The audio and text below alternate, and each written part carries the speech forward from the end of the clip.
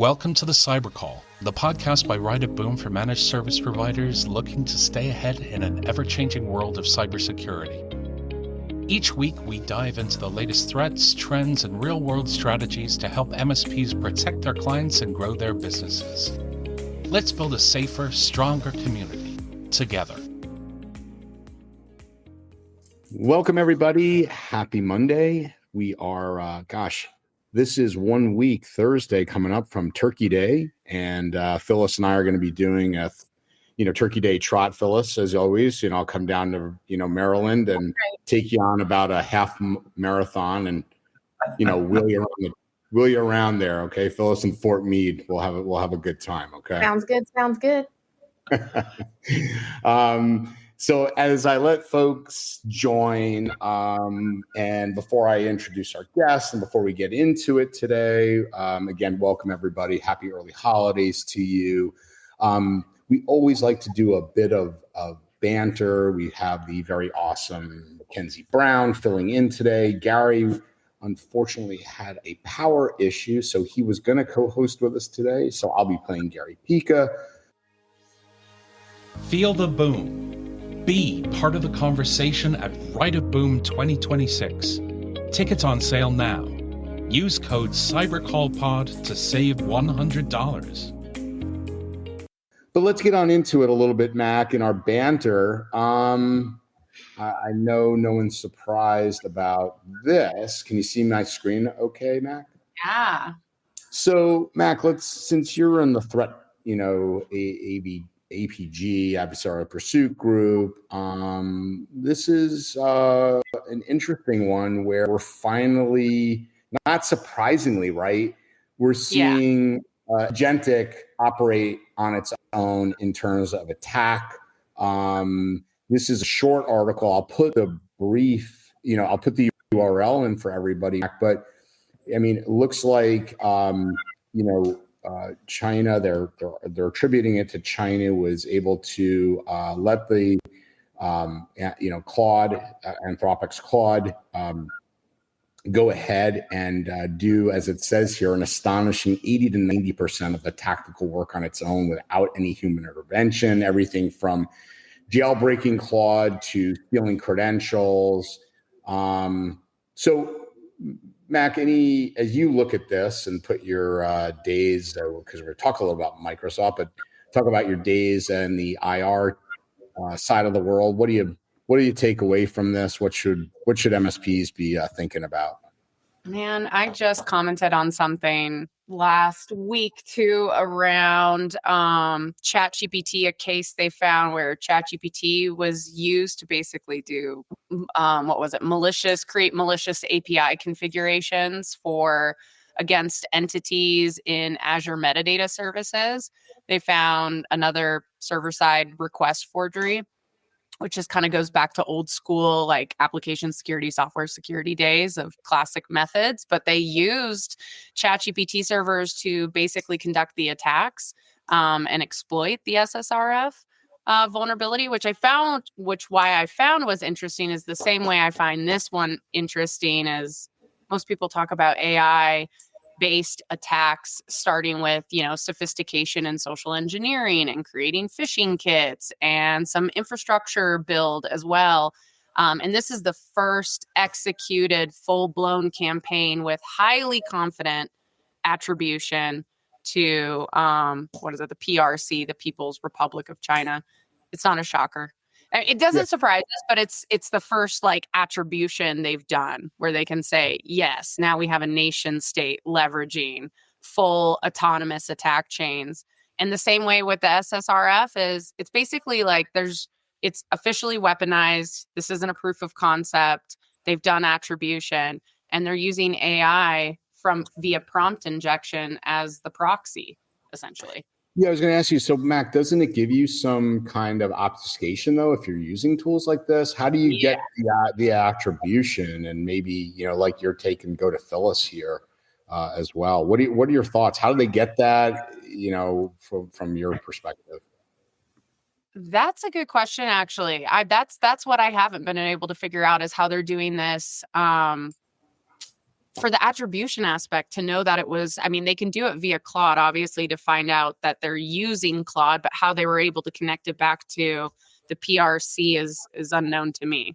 Because I didn't see it anywhere in any of the other articles that where they were talking about it. And I think just the most interesting part is we're probably going to see a lot more of this, only because they essentially convinced AI. I mean, they were role playing. They just pretended to be a pen tester essentially and conduct, like you said, the credential harvesting, the vulnerability scanning. I mean, they just were able to bypass the guardrails that were set up, which seems really easy now. And they were obfuscated in the entirety of it. I don't know how they were able to attribute it back to it, but I'm sure they'll have more information released around that. Yeah, it's the getting around it, Phyllis. Like I read another article with Chip Buck, and we were talking about that. the AI says, "Hey, that's not cool, right?" And with what you're asking me to do, and the response, by the threat actor was, "Oh, no, it's for a CTF. Don't worry about it." And so the AI is like, "Oh, well, then if that's the case, if it's just a CTF, then here you go."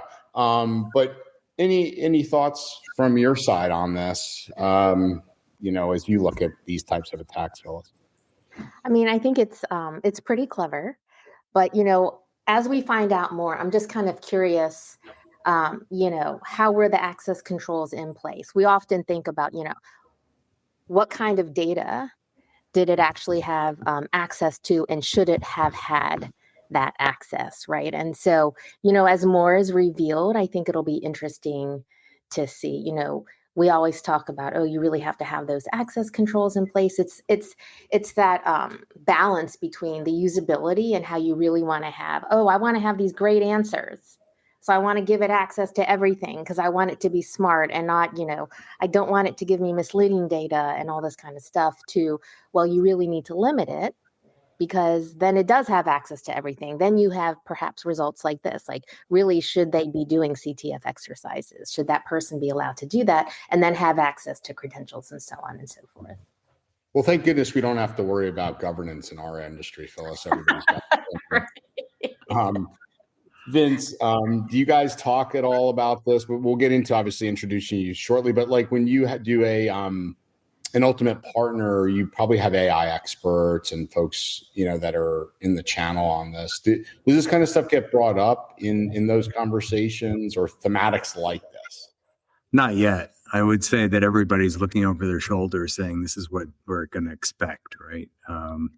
We could spend time on what Ultimate Partner does and how we focus in, because partnering is such an important and critical part of what organizations do or need to do.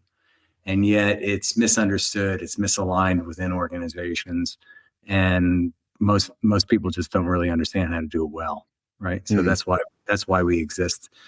We spend a lot of time on AI. There's a mystery around, how do I make money around AI? Agentic AI. How do we layer agentic AI into our applications?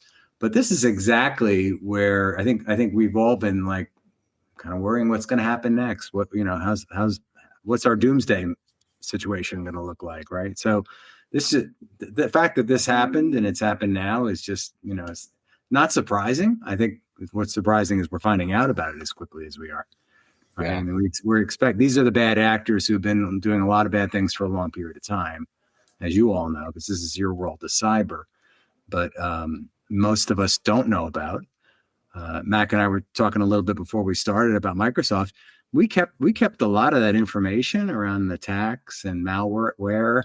We kept it very cloaked from customers unless they were attacked, and they were, situations happened all the time, and it's when it, and then it became ingrained in technology. We got to go fix this. So a lot of the backup and recovery software vendors have incorporated security and AI and recovery capabilities into their protocols and their products. But like I said, we're still early days in terms of adoption, and everything you're seeing right now that's being talked about, and I'll be at Microsoft Ignite this week, is going to be about frontier firms, which is we all need to step in full-footed, right? And so, there's a lot of vulnerabilities out here we need to address. So yeah.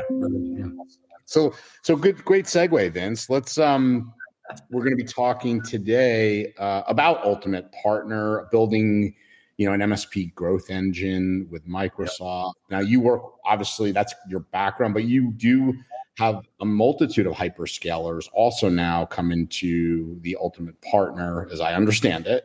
And so before we launch in and I play the role of Gary, tell us a little about yourself and what you do there. So I've described my career as 4 successful business transformations. I started off in the early days of technology adoption, working with some of the founders of some of the technology like Wi-Fi, and before there was Wi-Fi, some of the early barcoding symbologies. Got involved in a lot of the usage of wireless, what is now 5G capabilities. And then I did a startup, I did a turnaround, both wildly successful. One went public, the other one was sold and acquired for 10x, a multiple Golden Gate Capital had taken us out for. And then I was recruited by Microsoft because they didn't really have good leadership on partnerships within the public sector business. And at that time, public sector was a standalone entity at Microsoft. I was skip level to Judson Althoff when he joined Microsoft and was running the North America business. He's now the new CEO of the commercial business. And so I learned quite a bit. I mean, I had this pedigree of enterprise selling, moved into building a channel with the turnaround, and understood how to go do that and go build a new market and aggressively go after that through reach and scale. And then Microsoft acquired me because I had done that successfully and helped the company get acquired for again 10x. When I got to Microsoft, it was incredible. It was the fire hose every day, right? Because I took over what became a $4.6 billion business at Microsoft. But even within Microsoft, we struggled on how to partner, even though we had these big customers, government customers and state, local, and education customers. But I also found that organizations struggled internally. Like some of these partners, Microsoft claims to have 500,000 partners in its partner ecosystem. They struggled with success. And so I left Microsoft. I didn't want to move out to Seattle. I started a podcast called The Ultimate Guide to Partnering at a time that nobody was really doing podcasts. I started interviewing leaders on what success looked like and what failure looked like and how to go achieve your greatest results through successful partnering. I've had most of the top executives of Microsoft, Amazon, Google, Salesforce at the time came onto the podcast, and we continue to do the podcast. We now have a studio in Boca Raton, Florida. I live in Jupiter, Florida, where we do professionally produced podcast episodes. And over the last few years, actually at the end of COVID, things really blew up during COVID. People were watching and listening to podcasts more and more. And then after COVID, people wanted to get back in person. And the human aspect and human element became even more critical to people just engaging with other leaders. And so we started doing events about 3 years ago. We've done 6+ events in the last 2 years. We've been growing. We've been doubling every year the last 3 years. And we continue to see this community around all partners of all types, by the way, that come in. If I was to do the chart with you right now, a third of the partners that come, first of all 3 hyperscalers, we work with Microsoft, we have Google and Amazon come in and do sessions. We believe that the ecosystem is surrounded by the 3 hyperscalers. And, you could argue that Oracle is maybe the 4th hyperscaler out there, but that all of the technology organizations, all the buying is riding on some set of rails. The cloud has become ubiquitous and everything is in the cloud today. And so there's organizations, and we say there's at least 500,000 of them, that are partnering at various levels. And this old world about channeling, which was a single-threaded model, has been changed. And it's now an ecosystem approach, an orchestration of an ecosystem approach.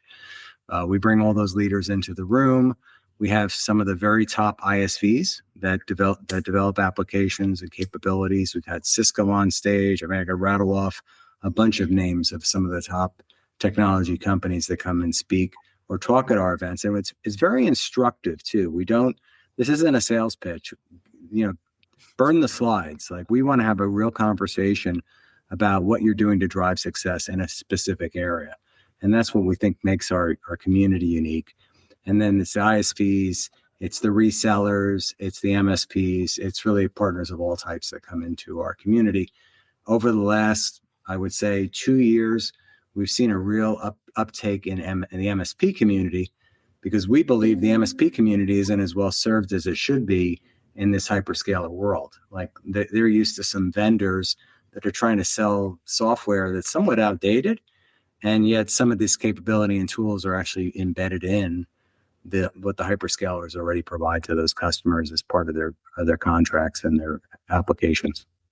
Well, I think that, Vince, this is why we want you on, because like what we're starting to see, first off, I think on the margin, the MSPs we work with, right, and it works, with the SMB to mid, right, enterprise, that are on this, and that we could say even the big PE back ones, Microsoft is critical to their business, right? You take away Microsoft, we kind of don't have in a business, and this isn't like I'm not sitting here placating Microsoft.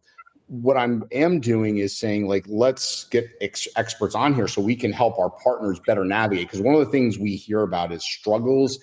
How do I navigate this behemoth? How to, like we got awesome, Ann on here and Joe's on here and many other, Eric Monroe's on here, right? And when we look at, the behemoth that, is, starting off with, their core productivity at M365, but now it's morphing into various other things that drive security, whether it's Defender, Intune, and obviously the AI and Copilot.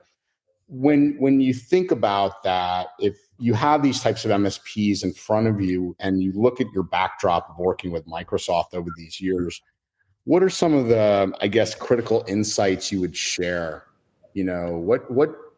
How do these folks start to think about navigating, this organization? Yeah.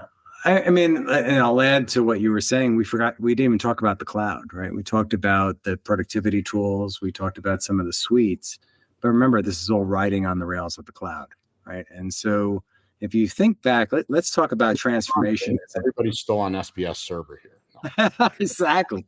But we think about the transformation my whole career has been about transformation. I think all of our careers have, right? We've all helped organizations move from client server to the internet to the cloud and now AI. And we start to see this transformation happening more and more rapidly. So one of the benefits of Microsoft, of course, is your desktop, right? Phyllis came from the government. The government is is the single largest customer of Microsoft. Every desktop in the government is running Microsoft Office and all the tools, right? And they're still using Windows machines for the most part. But the world has changed now, and it's a 3-cloud world. What's really critical to these organizations, I talk about a set of operating principles. So I can go back up and I can go deep too in this conversation. I think what happens from the point of view that you all sit in is that organizations struggle with working with Microsoft. I'll say that because I think what happens is unless you're close enough to it, or you're working with an organization that's close enough to it, you struggle. Microsoft doesn't understand the MSP market as well as it should. I'll call that out. The MSP market is supported for the most part through distribution. Right. And distribution partners were set up because of inventory and credit, right? So this was a different model. And there was a layer put in between the technology and the customer or the partner. Let me just interject there, Vince, to your point, right? I mean, if I'm a Pax8, a SureWeb, whatever, which are amazing companies, right? My job is to move product, and that's my interface with the majority. Unless I'm a CSP or a really big MSP out there with 100, 150 plus thousand endpoints, that's the interaction I have. That's right. And that's why organizations like Pax8, Ingram, Arrow, they're all coming to our events and sponsoring my conferences because they also recognize that they're, and the ones you mentioned, SureWeb and Pax8 have evolved their models. The others are trying to evolve their models. Now, the good news for Microsoft and for I'll call them the disties for lack of a better term, but they are now being brought front and center into the the game, I would say, of partnerships in a more relevant way. Microsoft has finally recognized that it needs to have that fluid engagement across all components. So there's a lot of changes happening at Microsoft.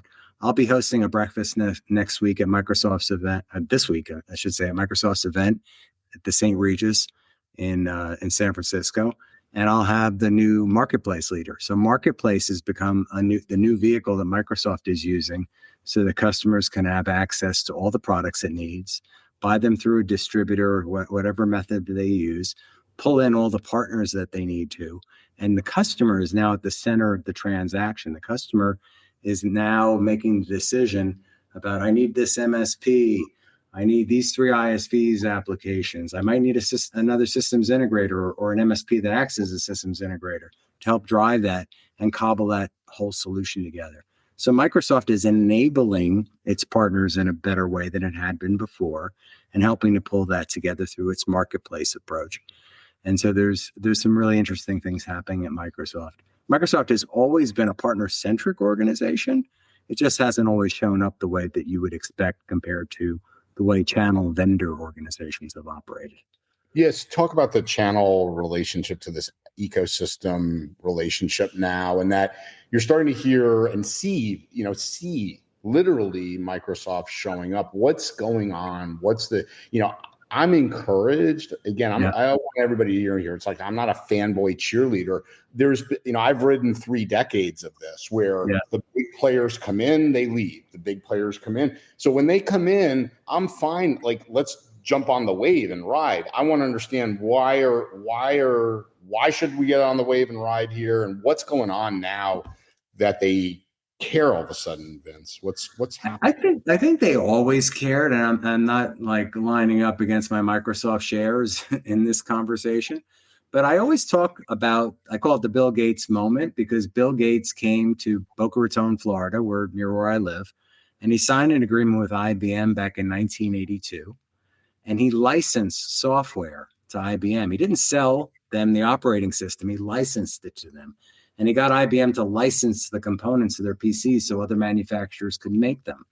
And that created this thing that we now call an ecosystem. It created the channel that we now know it, right? The CDWs, all these companies were sending you catalogs at your house to buy components.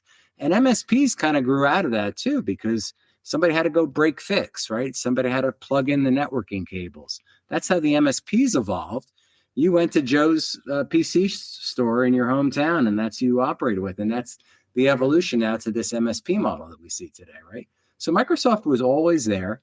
Of the hyperscalers, of those 3 companies I always talk about, probably the most partner-centric organization. They've always paid. They've always made it transparent. Their sellers don't get paid. 96% of Microsoft's revenue goes through partners. The only revenue that goes directly to Microsoft is some consulting services work that they do, like a big contract to help, like boots on the ground at the Department of Defense or something like that. Almost all the revenue goes through partners. What you haven't seen in the MSP community has sort of been the face of Microsoft showing up. I think they took, I'll say this, they took the easy way out before about saying to MSPs, you're served by these disties. And I have been, and I'll share this with you because I've gotten up at these conferences. I remember going to a CRN, the Channel Reseller News Conference 12 years ago, and standing up and saying, you all need to move to the cloud. And everybody looked at me doe-eyed. And then the last couple of years, I've been going to Channel Partners events because the same guy who used to run the CRN events now runs Channel Partners. And he gets me up on stage to talk to the MSP community about the cloud and about AI. And how organizations need to lockstep in here and move from their old business models, which was the old kind of, it's kind of based on the old VAR model in many respects, to the new model and embrace all this new technology that's come to bear in the last couple of years, because it's rapidly changing. It's happening so fast that we blink our eye. It's why we're doing 4 events next year, because 3 months later, after we've had really relevant content and learnings, it's changed again. And then we have, so we're trying to keep the community really alive and relevant around what's happening. Yeah, no, I'm in agreement. So in other words, I remember the days in the mid 2000s. I was joking about SBS, but we used to have these Microsoft representatives, employees come in. We do these big SBS workshops and certificates, and it was like they were really in. So like I said, I'm excited about our community being able to get face to face again with Microsoft to understand, right, how to navigate, whether it's certifications, whether it's MDF, whether it's growing their better working with ISVs and their strategies. So no, I'm all for it. I guess maybe just before I hand this off to Phyllis, talk to us about like what you see the challenges are. You did a podcast with another gentleman, your most recent one, on where I guess almost MSPs get it wrong, or partners get wrong, maybe their expectations, and working with a hyperscaler like Microsoft. So maybe just touch maybe a few points there, if you would. I would say that partners of all types get it wrong. MSPs, a lot of them are owner operated, so you get that real touch point. That person who's running the business is also the person reaching out to Microsoft. But people set the wrong set of expectations about their engagement with a tech giant like Microsoft, who's spending $120 billion this year on chips and data centers alone, and has a scale model that people don't understand. Microsoft, if you went to any of the other ISVs in the marketplace and you looked at their sales organizations, they're much more robust than Microsoft's comparatively. When I was in the public sector business, I don't think we had 1,000 employees. And yet we had, when I left, $4.6 billion business, we had the largest customers in the federal government. Our state and local and education markets, there were 80,000 agreements that were signed by education institutions every year. So think about having 60 or 70 sales reps call on every school district in the United States. Think about the scale of that.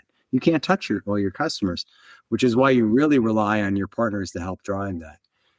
What was missing is that letting the partners know that that's the way Microsoft scaled and that's the way they organized, and that they really did. They would say it. You'd see it on slides all the time, like, we really care about partners, we love partners, but there really hasn't been. What I'm starting to see now more is that reinforcing and really reorganizing to drive that, to help these MSPs be more successful. And again, because if it wasn't for these partners like MSPs, Microsoft wouldn't be able to sell the technology and deploy the technology. It's really incumbent on these MSPs to go drive that. It's not only that, but I'm really proud of so many of them, like especially like the ones here. And again, this is not a sycophantic statement, Vince. Like the way in which over the last 4 to 6 years they've matured, and I mean, going, historically the MSPs that I grew up with service 25 employees to 75 employees. It's not uncommon now where we're seeing partners that come to Write a Boom or on this call, co-managing environments with 2,500, 5,000 employees. And like I said, on the margin, and sometimes Microsoft even takes a step back. Like I was just, at an event and we were at a dinner, and the gentleman sitting across from me, they manage 150,000 endpoints. Well, that's larger than a lot of the enterprises Microsoft is dealing with. And, so it's kind of this, I think, wake up on both sides, which is really encouraging, right? It is. And what's happened, in fact, I had Erwin Visser, who was on, he was this week's podcast, but he was with me 2 weeks ago at the event, and we did a fireside chat. Microsoft broke out a piece of its business, which is, you nailed it, Andrew. The top, if you look at the pyramid, the very top of the pyramid is where everybody thinks they want to play. The very largest enterprises, there's about 5,000 of them. They're really big. That's the Coca-Colas of the world, right? Delta Airlines and so on, and the government. But there is I call it the acre of diamonds, this middle area. It's organizations, let's say, that are under like 5,000 employees to maybe 500 employees that Microsoft now manages differently. They have an organization that they call it's small, medium, enterprise, and corporate. And they layered in their entire channel organization to support that that particular customer. And if we look where the MSPs play, that's exactly that. They're in that part of the pyramid and below the SMB market. There's huge customers there, by the way. If you went to any other ISV, they would have a direct seller tied to those customers. Microsoft, again, says they have maybe a 1 to 100 or 1 to 250 ratio of a sales rep to customers. This is why it's so important to get to know how to work with these Microsoft sellers. And that's one of the things we do. We bring Microsoft in. We bring in some of these MSPs, as you suggest, that have been part of our community. They're walking away from I just spoke to one on Friday, and he said, I don't need to go at any other events. I have like 10 or 12 calls this week just based on the people I met at your event. And that was just one particular person. Yeah. But we're starting to see this huge opportunity, and people are starting to recognize that. And again, there's the pros and cons about how you do it well. The fallacy is that Microsoft is going to give you leads. No. You have to become known to Microsoft. You have to build a brand within Microsoft. You have to be known for one thing. I always like to talk about the shiny quarter in a bucket full of shiny quarters. Like, you have to stand out for the one thing you do better than everybody else. And you have to figure out how you add value back to Microsoft. Once you build again, it's all about relationship building and rapport and everything else. And even though they're layering in AI and they're finding out about you, meeting you and getting to know you and getting to know where you can help them be more successful. Those are the keys to the kingdom.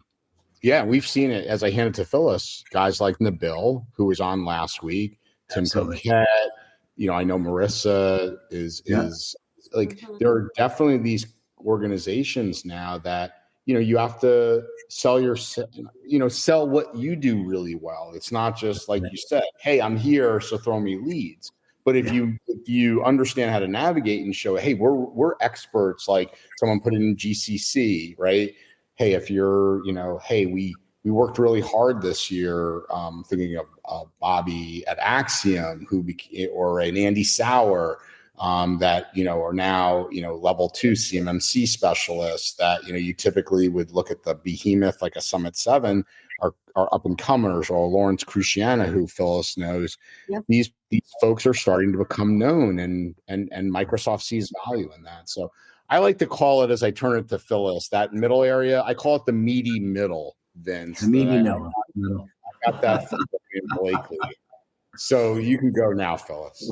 Yeah, right. Sure. This is a good lead into my first question. Could you provide perhaps any more tips or details to the MSPs on the call to say, how do I separate myself? Yeah. What can I do to present my case to these hyperscalers? So we talk about 7 operating principles of successful partnering, and we talk about how you need to get your own in-house in order. And that's, having the right growth mindset, having a real vision and set of operating principles around how you drive your business and so on, and having the commitment of your own organization.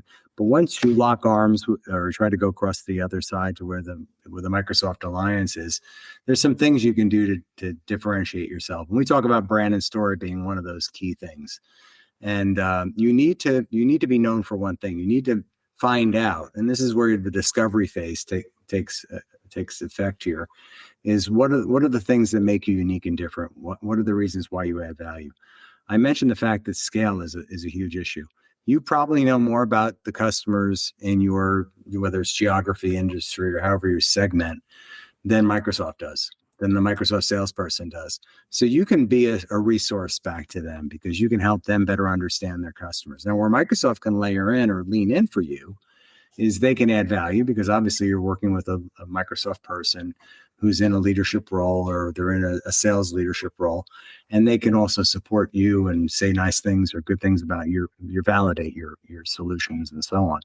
So you need to work on that. You need to work on your branding. You need to work on your engagement. It's also, and Nabil is perfect. He's a perfect example here. He's a friend of both of ours. You kind of have to lean in. You have to invest. You have to go out of your way. If you really want to get, and this is where coming to our events has been so critical for some people, because they get to meet some of these Microsoft leaders. They actually come to our events and speak, and they stick around because they want to learn more from the partners. And so they'll stick around for a meal, or they'll break bread, or come join an executive dinner afterwards. And so there's an opportunity to be had there. And I always have a picture on my slides, a gentleman who leads an organization called AppPoint. He's their chief brand officer, Dux Raymond-Sai. Ducks 20 years ago when AvePoint was this little company. Today they're publicly traded, though. They're over 358 million a year ARR, going to $1 billion. And when they first started out, they didn't have any relationships. They didn't have any real business. But Ducks came up to Seattle and he knew some people and he got to know them and he started to develop personal relationships. And he made himself available and supportive of them. And you'd be surprised how few people actually do that. You could really differentiate yourself by taking the time and effort to build your brand with the tech giant. Well, Vince, just anecdotally, right? Didn't Joseph Landez and the folks at Nerdio build a monstrous organization with that same fervor and essence? Like, you know that story, but like, it's not for the faint of heart and sitting back, right? I mean, they worked it hard, and now they're a prominent player as well. And Ducks will be presenting it right at Boom. He's phenomenal. Yeah. Ducks is amazing. He's a good friend, a good supporter at Ultimate Partner. They are a corporate sponsor of all our events. And I knew Joseph and I knew the Nerdio guys when they first started out, by the way, and they were a small MSP in the Chicagoland area. And Joseph came in as a former Microsoftie and he was able to navigate walk the hallways, right? And got them in to see the right people and develop the right relationships. And they've grown their business exponentially since then. So, yeah. But we see that. I mean, a small MSP can do the same thing. Microsoft still has local offices. Microsoft is encouraging people to come back to the office now, at least 3 days a week. So there's always opportunities. If you're in Dallas, as an example, there's an office in Dallas. You can go there. Some of the early partners in the early days of public sector would come take people out to lunch. They'd host dinners. They would do things to develop local relationships. Ann Westerheim, who's on, works her ass off. She's in the Boston area. Like they do these things at like MIT. She's way smarter than me. I couldn't even go into that place. They don't let me in those, Mac, because of a IQ level. You must be this tall to height, IQ, but yeah. So go ahead, Phyllis. Very cool. Very cool. I mean, I think that's important because, even when I was at the agency and, we were going to go in and whatever we're going to do, it would always be like, what's our value add? Yeah. Why us versus someone else? And we do the same at CIS. So I think that's a great point because it's more than I have to be $5 cheaper a seat than the MSP down the road. What is my unique value add? So, on that same vein, how should MSPs look at their business model to align with Microsoft's priorities, which you say every quarter you're updating because it is evolving so quickly. So we have cloud, we have security, we have AI, but at the same time, they are small mediums. Yes. If that $5 per seat could really mean a lot. Struggling with the zero trust. They're still struggling with the other things. I do go back to, I'll sound like a commercial for Ultimate Partner, but we spent a lot we did it even with the podcast, getting these leaders on to talk about what the priorities are and understanding the priorities. Now, in fact, what you're hearing about is becoming a frontier firm. So you need to look at it. You have to look with both eyes open about how your business model is and how it's evolving, but aligning to the hyperscalers, aligning your business model is a recipe for success. And I think that them understanding that you're aligning to their business model. There's an MSP, I'll call them an MSP. He's a large SI that moved their business. It was called 3Cloud. They just got acquired by Cognizant just last week. I don't know how many millions of dollars, but I'm sure it's in the 9 figures. And they started out, they were former Microsofties. They developed relationships. They evolved their model. They went in. I've seen this happen a couple of times too. Not that I would say that you have to do this, but I've seen it where some walk in and say, we're only a Microsoft shop, or we're only a Google shop, or only an AWS shop. That does engender you in a way of, there's a layer of trust that gets associated with you and the sales reps that you would engage with. So I think there's several ways that you can do that. If you were with the agency, if you had a partner that, for instance, had people that had security clearances and you went to them and said, hey, we have people with security clearances. We can help you solve some of your customer problems. I think there's always ways that you can develop your story and build your brand that way. And relationships build story and brand. And then it comes down to, I'll call the other two factors that are part of this, maniacal focus. So I would meet with partners all the time. We'd have all these big meetings. They would all show up with their PowerPoint. Their executives would all be dressed up. They'd have their PowerPoint deck. They did a big presentation to me. We'd all high five each other at the end of the presentation. Let's go after it. And then crickets. Yeah. I go to my PDM and go, what happened? Nothing. Nothing ever happened. Maniacal focus is so critical. Weekly meetings, monthly meetings. Get your leadership involved. Get your organization aligned to their organization, and ensure that you're demonstrating how you're driving success, and you build that flywheel. You start off with one customer, it goes to 2, 3, 4, 5, 100. But you build that flywheel of success, and you demonstrate it, and you bring it to every meeting. You tell them about the last success and what you're doing now, and then you can ask for help. Then you have the permission to ask for the leads and permission to ask for help and support, or bring something to the table, right, Vince? I try to live my life where, it's like when you and I were talking about Write a Boom. I'm like, my first thing isn't like, Vince, hey, you can help me this way, right? If I'm going to be successful, it's like, hey, this is how we converted this customer and did all this great stuff, and they were using this EDR and this endpoint, and we, like, you show them a vision of what you're doing. I think there's something in that you bring them how you can help, right? Exactly. And then when you can show people how you can help them, they're much more apt to. The law of reciprocity is the apt to kick in versus, hey, can you help me? Yes. So now you've done all those things right. And we talk about this. We talk about the operating principles in a lot of the talks we do. You've gotten everything right. You've become top partner. You've done everything. You've got you've maximized your business results. And then guess what's going to happen? Microsoft's going to change its priorities. It's going to change its programs. It's going to change leadership, because every 2 or 3 years, somebody takes a new job at Microsoft, and you have new people you're working with, right? Which is what exactly. Yeah, Mac knows this. She was inside the 4 walls. But hey, just real quick on that, Vince. But that is so thematic of what MSPs need to be doing in their customers. How many times do I hear customers saying, "Yeah, we lost a $30,000 MRR deal because a new team came in," or we only had a relationship here but didn't have it here, and here, or we're dealing in a world of M&A even with our customers. So we have to have more than just 1 or 2 points of contact, right, to make sure that we have some coverage. You nailed it. And you need to be actively listening for any changes coming down the road. Now, in the case of a big Microsoft or somebody like that, different than a customer, but with Microsoft, they're going to announce their changes, and then you have to adapt to that. We talk about that AQ, which is adaptability quotient, is greater than EQ and IQ combined.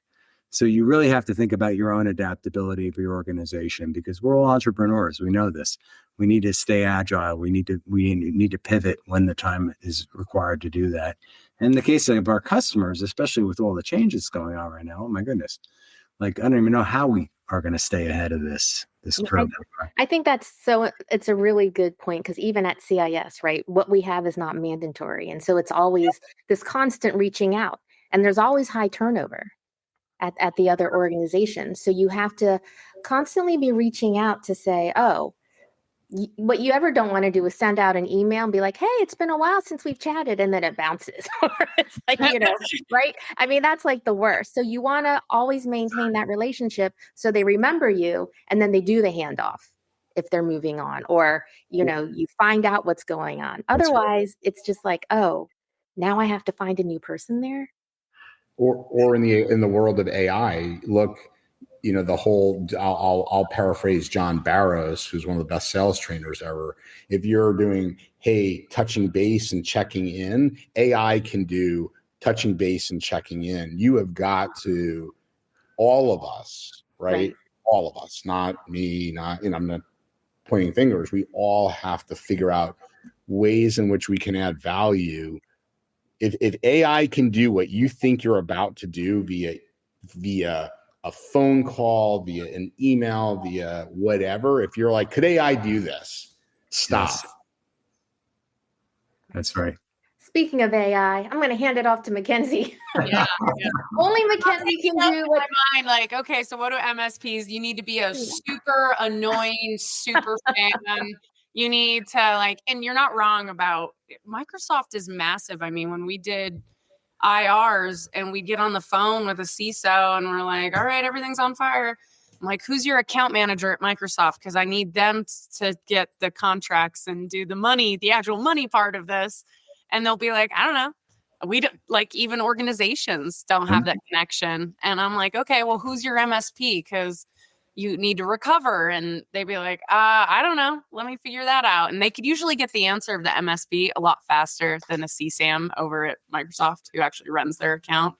So yeah, that's surprising. Yeah. Yeah, I can see that a lot. And, I guess this brings me in a little bit on the first question too. It sounds like the biggest things, especially on differentiation, is community, connections, making sure those emails don't bounce, like Phyllis was saying, in this ecosystem. So as an MSP leader, how do they, especially in this new age of automation and AI, how do they start attracting some of the top talent that they're going to need to ensure they have those connections back into that partner ecosystem? That's a tough question.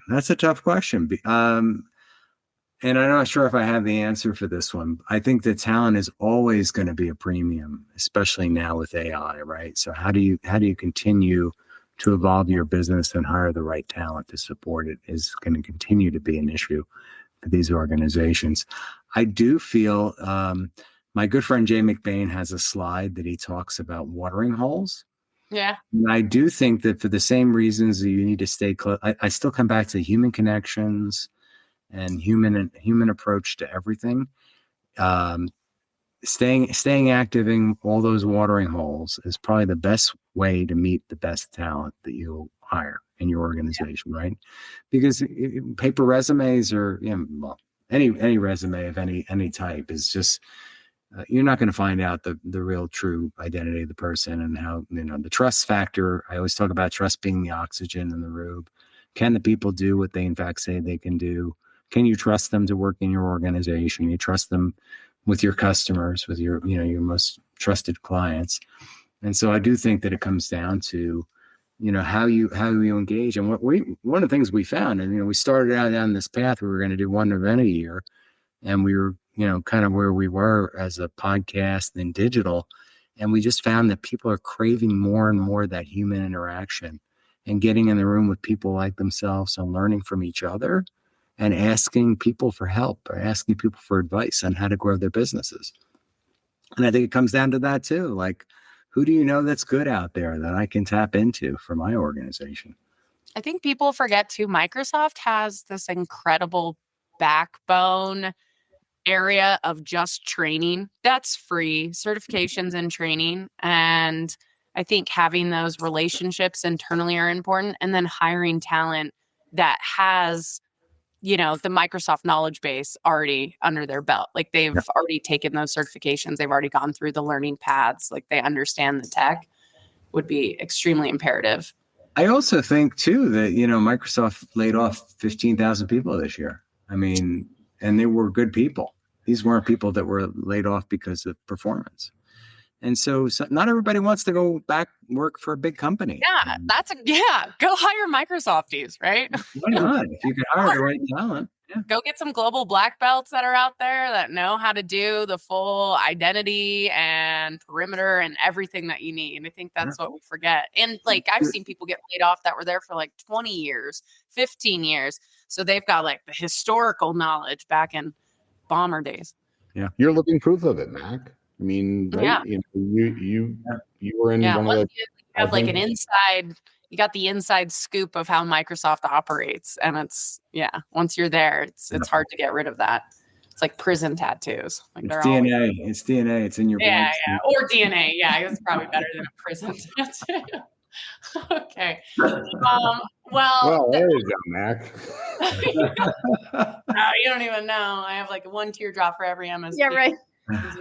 brought it into Microsoft. So on the AI front, especially as we kind of started this, entire conversation around AI and the threat landscape, and now we see AI as an accelerator for service delivery. Do you think that there's any competitive advantage to the human aspect here that we're missing, that Microsoft still wants to also promote and engage with? I think it comes down to the human aspect, right? I mean, I think AI is going to always be. I think about the internet back in 2000, and we thought the web was going to we're not going to need salespeople anymore because we were just going to be able to do everything on the web. And we realized that wasn't the case. It became an enabling tool. And I think the human aspect and element is going to continue to be super important to success. Yeah. Yeah. You agree? Hey, can I say something about that real quick, Vince? I started reading last year. Our keynote speaker at Write a Boom was Brent Adamson, who wrote the Challenger sale. I don't know if you ever heard of the Challenger sale. Yeah, of course. Yeah. So Brent came and he just released the Framemaker sale. And one of the examples right in the beginning he talks about, which was so awesome, was travel agents. How the internet, right, just crushed that industry overnight, right? And he sits there and kind of makes a joke of it, like, who would think you'd have to in today's day and age, go, to get an airplane or go to get your reservation for a car. What's interesting about it is that industry has had a massive resurgence. And the reason is, and it's really a paradoxical reason, it's because there's so much information now. So if you're like, let's just say you and your wife wanted to do this excursion. Well, there's so many different sites. Do you do it this way? Do you do it that way? Do you do it, led by this kind of person? Do you stay here? Do you stay there? And lo and behold, to Mac's question, there's been this resurgence of the need for humans in this buying decision. So I think it's really fascinating how an industry can go full circle like that. Agreed. And if I was planning a trip right now to go back to Italy, which I would be doing, it'd be great to have just an agent who understood, like, where are the best places I should go, restaurants, like lay out my itinerary for me, right? And I think the same thing comes, and I think there's so many aspects to AI, Mac, like there are the AI tools, and as you know, the LLMs and all the components of them. But I still have to have trust for my data. I need to have the governance, security governance around it. I need to protect it. I need to make sure it's treated a certain way. I have to. There's all these other things I need to do. How about my agentic AI? Do I have the right tools to support that and make sure that it's not going off the rails and doing bad things? Yeah, definitely on the automation side. People are starting to get sloppy. I just saw this funny thing that was like a picture of a newspaper article, and it was all around talking about the person posted it around the failures of AI in this sense where we were getting sloppy. The author at the end, of course, it's like littered with M dashes and everything, but at the very end, it's all like, would you like me to turn this into a so-and-so or hit on the tone of culture more here? And like they left that into the newspaper article. So I do agree on the human front that we're getting, if we get too reliant upon AI, if we get too comfortable with it, if we don't recognize that automation breaks too, and we need to go back, just like, continuous education, we need to go back and fix those things that we're going to see some of those sloppy things. Well, I do a lot of social media posts about our events and so on. I mean, I try to make it human. I mean, even if I start off with an idea that germinated out of AI, I totally rewrite it because it looks like it's AI. I don't want to put that out in the public. Yeah, no, definitely. Sometimes I use less big words now because I don't want people to think it was AI. I'm like, no, I really did use it. Hilarious. My daughter actually just told me last night, she's like, I can't use semicolons because if you use semicolons, the teacher thinks you've used AI to write your essay. MSPs need to not use too much AI. We can tell what your CEO newsletter came from. Okay, well, I think this is probably a question that a lot of people would be interested in on this call if you had, maybe it's a loaded question as well. If you had to pick like one big change that's coming to the partner ecosystem within the next year, 18 months, can you give us a teaser trailer about what that is in cloud security, AI, incentives for partners? Like, what's this big thing that you think we should all keep our ear to the ground on? That is one of those questions that if I had the answer to, I wouldn't be here right now. I'd be sitting on my private island. Well, maybe I shouldn't be a private island, but I'd be someplace else right now. Look at where we've gone in such a short period of time. Somebody reminded me the other day that we went from the Wright brothers to man being on the moon in 66 years. Think about that transformation in a period of time where we wouldn't even consider that, technology. We've gone from, I think it was November of 2022 that ChatGPT hit. And we've been talking about AI for 20, 30 years, but nobody ever really was using it or applying it. Look how far, and, we've talked about, I'm going to quote Bill Gates here, but, we over anticipate what's going to happen in a year or 2 years or 3 years. And we underestimate what's going to happen in 10 years. That's the world we live in. So I think we're seeing this hockey stick in terms of evolution. And certainly since the evolution, the first year or so of AI was wildly underwhelming, right? We started to see ChatGPT do some things, but a lot of hallucinations and things. Microsoft leaned in with Copilot. Google leaned in with some of the tools that had already built out, and AWS is doing the same. And then this past year with agentic AI, we're starting to see the hockey stick kick up a little bit more and more. It's going to be around artificial intelligence in a much more dynamic light. We're starting to see this with self-driving cars. We'll see self-driving automobiles. We're seeing the robotics already used in distribution in Amazon facilities. We're going to start to see more of the robotic usage in other application areas. So for me, it'd be hard to pinpoint any one thing. What I will say is you're going to see more and more of this evolution happening, but you got to get your basics right. I go back to the data. I go back to all those things because it's all relying on really good sets of data and the ability to access technology in big ways. Energy is becoming more and more of a factor. We're forgetting about the fact that we're going to have an energy shortage here. I had Microsoft on stage from the government affairs group because you're starting to see the nuclear power. My son-in-law's dad manages all those nuclear power plants like 3 Mile Island and the like for Constellation Energy.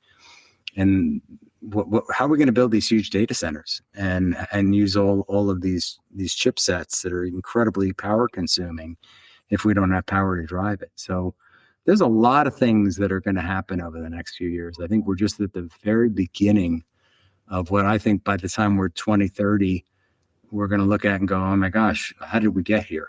It's going to happen so fast, in my opinion. I can't predict which ones are going to happen first, though. Well, okay. So I guess I hate looking out 5 years. I feel like that terrifies me. I don't even have a 5-year plan, Andrew. You want to put this one in there, but you go back, you're talking about doing the basics. And I do think that a lot of MSPs are still struggling adopting the basics. So I think Copilot should remain semi-expensive for everyone so that they can do the basics before they start going. Well, using AI for your own go-to-market strategy, for your business planning, for your marketing tools, for your sales and revenue operations, for your own internal operation. Absolutely. And there'll be more and more of those tools available to help you drive. Do you think, so this question's more around like, what does the partner of the future look like in the ecosystem? Do you see, what's your perfect MSP? Is it someone that's fully leaned into AI, fully leaned in outside of hybrid and is all cloud? Like what would be your ideal partner in this ecosystem? Not just a super fan. I would say the organizations that have the right, I call it a growth mindset in terms of their own business, which means that they're always forward leaning. They're not stuck in their past. They're evolving their organizations consistently, constantly learning and evolving their companies. I mean, that's where the agility piece comes in, this flywheel, because what's perfect today, a year from now, and 5 years from now are going to be 3 different scenarios. So you can't nail it, and it's going to continue to change. And you have to continually you have to be a constant learner. You need to build out your network of resources, and come to events like Write a Boom and Ultimate Partner. Learn from the best of the best on how to do it, and continue to grow that community of people that you lean on. Because you're not going to get it in a book, you're not going to get it on the internet, you're not going to get it from any one vendor. You're going to get it from being part of a community of people that are achieving. And those are people you want to be around, because the people that lean in and invest in their own company's success are the ones that are going to be the most successful. And I honestly believe that's how you get there. Are you going to be at Write a Boom? Do we have Write a Boom, Andrew? How many Microsoft people are we pimping out at Write a Boom? It depends if we can get them on board with prison tattoos or not, Mac. If they're on, if they hear this and they're okay. No, I don't know. The door's open. We really want to help. Yeah. On the certification side, we're doing a bunch. We hope Vince moderates some of the executives because they want to have roundtable discussions with the MSPs. They've said that firsthand, which is amazing. We just want to bring as many as we can to be this facilitator so they can help each other. That's really that's what I feel our role is. I don't know how many, but the more the merrier. And my birthday is February 6th, Max. So in Vegas. All right. You might as well stay an extra day. Exactly. All right. Well, Vince, thanks a million. I know you're jumping on a plane on your way to San Fran for Ignite. Safe travels. I really appreciate you doing this before you're heading out. It was great to get you on this. We'll create a podcast out of this as well. I'll send you the link. Mac, thanks for filling in. And as always, Phyllis. And for everybody out there that joined us, thanks so much. Always grateful for you guys attending, and have a great, safe week. Appreciate it. I appreciate you. Mac, great to meet you. Phyllis, great to meet you as well. Andrew, thank you, sir. Yeah, bye, guys. Thank you. Bye-bye. All voices, one place. There's a session for everyone on your team at Write a Boom 2026, MGM Las Vegas, February 3rd to 6th. Join us to connect, learn, and bring back insights that matter.